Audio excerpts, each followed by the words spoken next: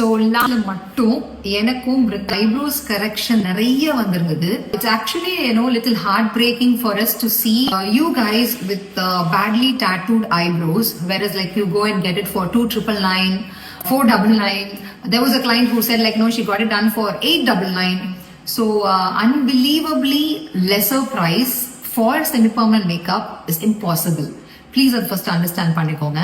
And நீங்க போய் எங்கேயோ யாரோ பண்றாங்கன்னு சொல்லி உங்களுடைய ஃபேஸை கொடுத்து அது ரூவன் பண்ணி இம்ப்ராப்பர் ஷேப்லயா இருக்கட்டும், இல்லைன்னா வந்துட்டு wrongly tattooed, wrong pigment used, wrong colour used, இது கரெக்ஷனுக்காக நீங்க எங்ககிட்ட வரும்போது it's really not just difficult for us, but as an artist, as an educator, it's heart braking.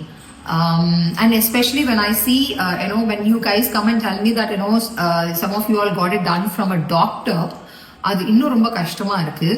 And so நீங்க பண்றதுக்கு முன்னாடி ரொம்ப கம்மியா எங்க பண்றாங்க, இல்லைன்னா வந்து சீப்பா எங்க இருக்கு அப்படின்னு தேடாம எங்க ஒழுங்கா பண்றாங்க, எங்க ப்ராப்பரா பண்றாங்க, இதுக்குன்னு ஸ்பெஷலைஸ்டா இருக்காங்களான்னு பாருங்க. பிகாஸ் எல்லாராலையும் செமிபர்மனன்ட் மேக்கப் பண்ண முடியும், நான் இல்லைன்னு சொல்லல. பட் அது ஒழுங்கா ப்ராப்பரா ஸ்கில்டா ப்ராக்டிஸ் பண்றவங்களால மட்டும்தான் நேர்த்தியா பண்ண முடியும். ஜஸ்ட் பிகாஸ் அவங்க டாக்டர்ன்றதுனாலயோ, ஜஸ்ட் பிகாஸ் அவங்க வந்துட்டு வேற வேற விஷயத்துல அவங்க வந்துட்டு எக்ஸ்பர்டைஸா இருக்காங்கன்றதுனால இதை கரெக்டா பண்ண முடியும்னு எந்த அவசியமும் கிடையாது. So it's your wonderful beautiful face.